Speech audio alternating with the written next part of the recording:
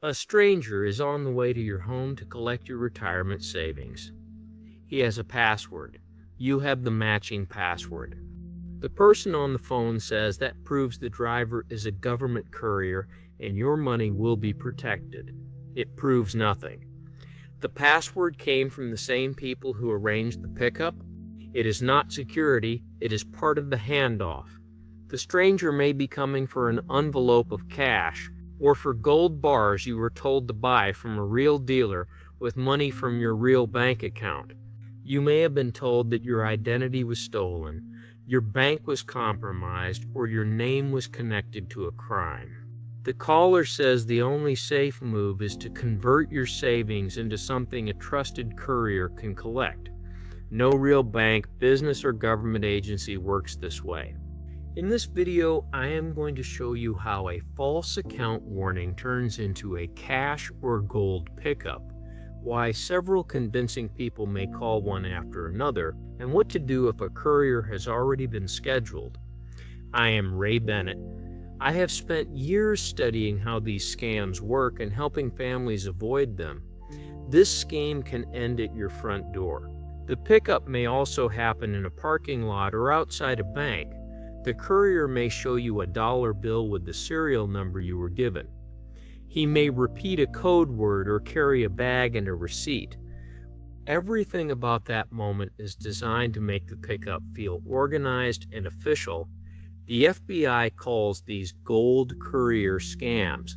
Its 2025 annual report recorded approximately 725 complaints and $311.8 million in reported losses.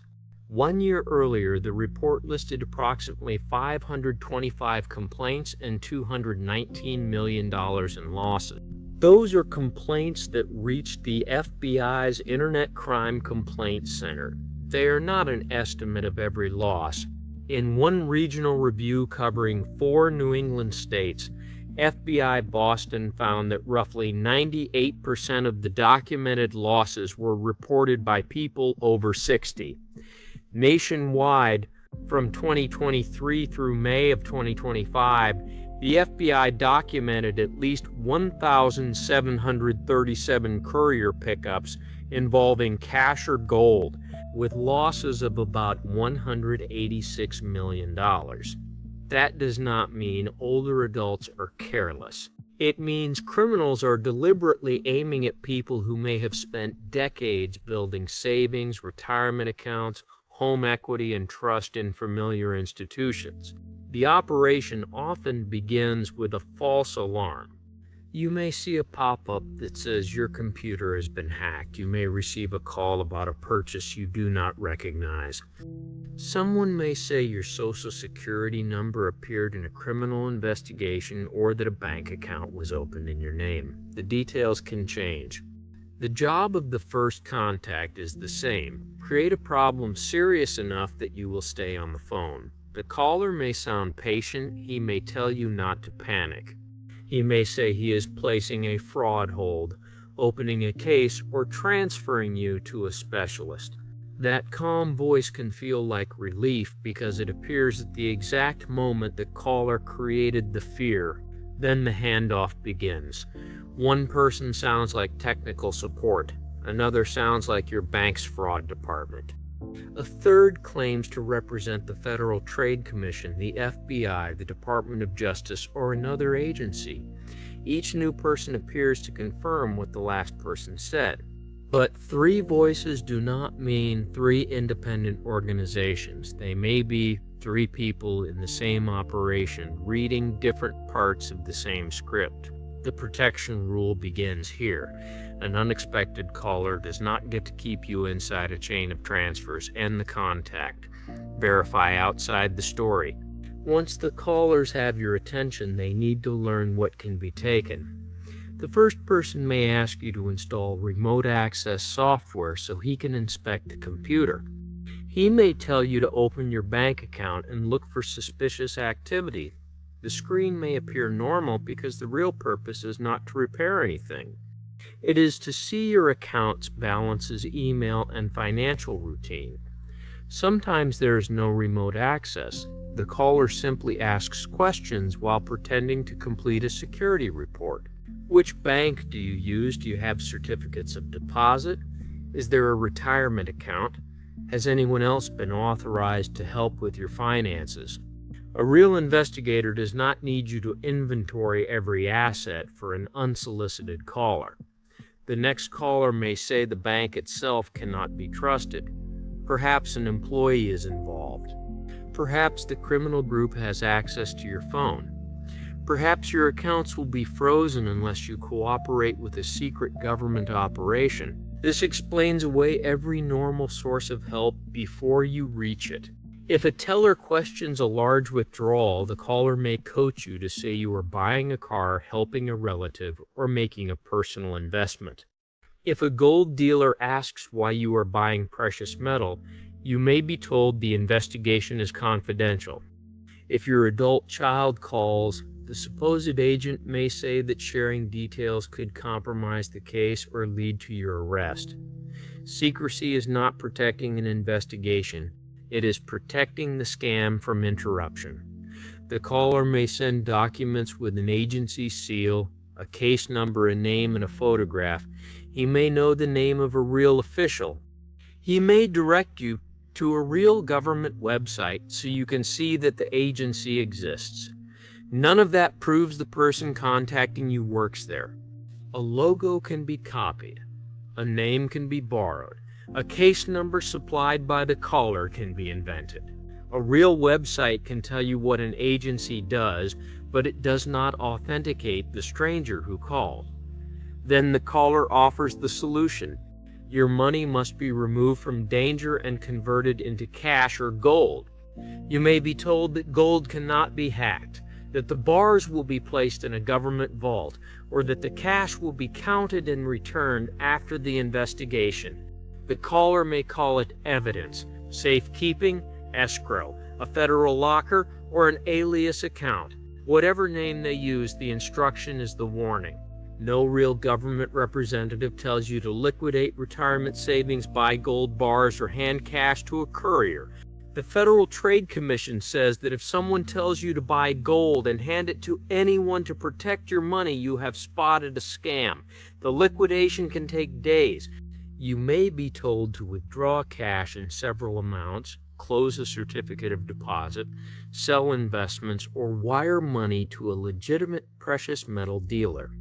The dealer may really send gold to your home. The bank transaction may be real. The gold may be real. That does not make the caller real. A legitimate bank or dealer can process the transaction you request without knowing that a criminal is directing you by phone. The scammer uses real institutions to convert an account balance into a physical asset that can be carried away. While this is happening, the caller may stay in constant contact. He may ask you to keep the phone nearby, report each step, photograph a receipt, or tell him when the delivery arrives. He may call in the morning and again before a bank visit. The routine makes the fake investigation feel active and supervised. It also keeps you from getting a quiet moment with someone outside the story. The caller may praise your cooperation. He may say your quick action is helping catch criminals. If you hesitate, the tone can change. Now your accounts are about to be seized. Now a warrant is being prepared. Now the courier must arrive today. They start with fear, then use your sense of duty to keep you cooperating. That is one reason careful, responsible people can be drawn deep into this scheme. They think they are protecting their family, preserving evidence, and helping an investigation. The criminal takes those good intentions and gives them a dangerous set of instructions. The next step is the physical pickup. It is where the fake case becomes an irreversible handoff. When the cash or gold is ready, the caller arranges a meeting. The courier may come to your home. You may be directed to a parking lot, a store, or another public place. The caller might say the courier is a federal officer, a bank security contractor, or an employee from a protected storage facility. To make the exchange feel safe, the caller creates an authentication ritual. You may receive a code word, the courier says the same word, or the caller gives you the serial number from a dollar bill, and the courier arrives holding the matching bill. The FBI has specifically warned about this method. The match feels persuasive because passwords are normally used to keep strangers out, but this password was created by the people taking your property. It only proves that the caller and the courier communicated with each other. It does not prove that either person represents a bank or an agency. The caller may tell you not to speak with the courier. Hand over the package, confirm the code, and go back inside. You may be promised a receipt later, a new account number, or a second visit when the assets are returned. After the courier leaves, the calls may continue for a while. Another problem can appear. More funds are exposed. Another account must be protected. Another pickup is required. This is why stopping one handoff matters, even when an earlier one has already happened. If a courier is scheduled, do not meet that person and do not stage a confrontation. Do not try to detain the driver, follow the vehicle, or continue the scam to collect evidence. Couriers may be part of the operation, but the FBI also warns that some drivers may not understand the crime they are facilitating. Your safety comes first. If someone is at your home or you believe there is an immediate danger, call 911. For a planned pickup that is not an immediate emergency, contact local law enforcement and explain that an unknown person is scheduled to collect cash or gold as part of a suspected fraud. Do not warn the caller that you contacted police. End communication and follow the instructions of the real authorities you reached independently. And do not hand over the package just because you feel you have gone too far to stop. Buying the gold does not obligate you to complete the pickup. Withdrawing the cash does not mean it must leave your possession. Feeling embarrassed about the earlier steps is not a reason to make the final step. Stopping at the front door is a success. Now we turn from the false investigation to a real protection plan.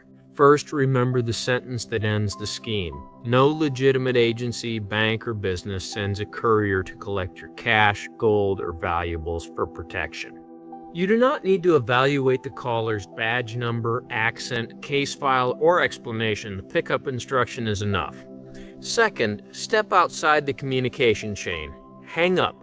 Do not accept the transfer to another department. Do not call a number from a pop-up, text, email, or document the caller sent.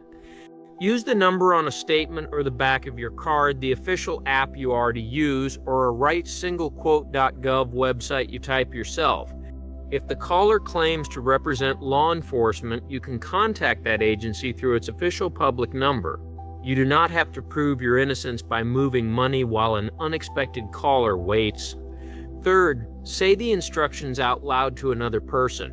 Tell a bank employee, metal dealer, trusted friend, or family member, someone on the phone told me to withdraw this money and keep the reason secret. That sentence gives the other person the information the scammer is trying to hide.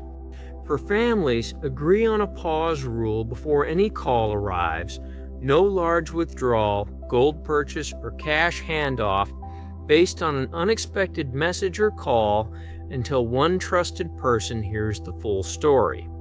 A pause rule leaves control with the account owner and adds a second set of ears when a criminal is trying to keep one person isolated.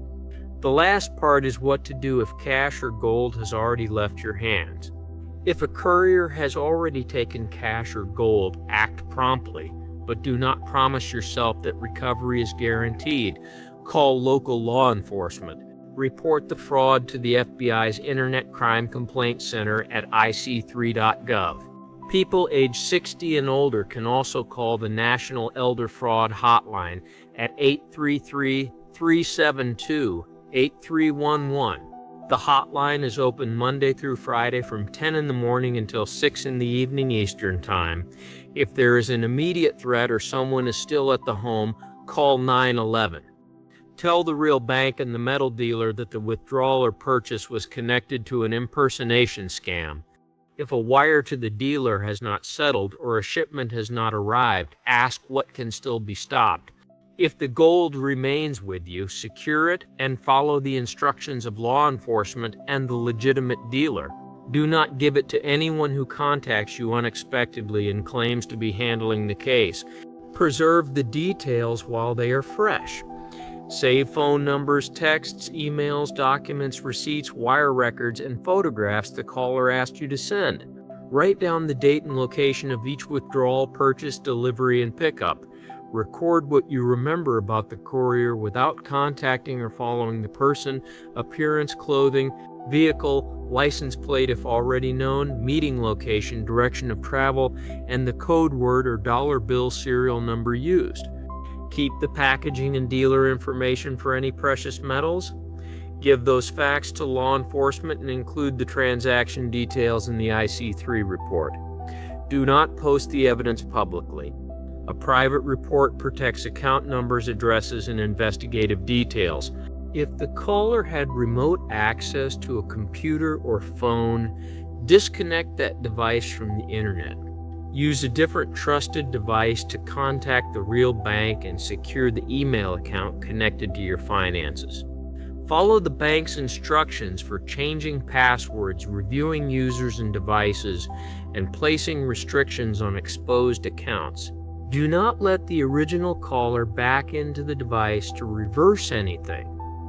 If identification or social security information was exposed, use identitytheft.gov for a recovery plan. Review credit reports and consider a credit freeze. The exact account steps depend on what was shared, so work through the official institution rather than a number supplied by the caller. Then expect another approach. Someone may claim to be an investigator, recovery specialist, lawyer, or government representative who has found the courier and can return the assets after a fee. The person may know the amount taken, the pickup location, or the code word because that information came from the same criminal operation. Do not pay for recovery based on an unexpected call. Return to the police department, bank, dealer, FBI office, or agency using contact information you verified yourself. A real report does not create a secret recovery agent who needs gift cards, cryptocurrency, cash, or another gold pickup. For families, the first conversation after a loss can decide whether the next payment is stopped. Do not begin with blame. Do not say, "You should have known." The person targeted may have spent days being told that silence was required to protect the family or avoid arrest. Shame can keep that isolation in place after the courier leaves. Try this. "I am glad you told me. We can make the next calls together." Then focus on the next safe action. If this happened to you, telling someone now is an act of control. The criminal operation created the false emergency. You can end its control by stopping contact, protecting what remains, and putting the facts in the hands of people you reached independently. Remember the 5 rules. First, nobody legitimate tells you to convert savings into cash or gold to protect it. Second, a courier's password proves only that the courier spoke with the caller. It does not prove authority. Third, end the unexpected call and verify through a source you already trust. Fourth, tell one other person the exact instructions before a large withdrawal, metal purchase, or handoff. Fifth, if a pickup is planned or has happened, do not confront the courier. Contact local law enforcement. Report promptly to IC3.gov. Preserve the details and call the National Elder Fraud Hotline if you need help with the reporting process. The gold may be real, the cash may be real, the person claiming to protect it is not. Keep the package inside. End the call. Bring in someone you trust. I am Ray Bennett. Thank you for spending this time with me. Share this with someone who might recognize the warning only after a caller has already made it sound official. The safest time to stop a courier is before the front door opens.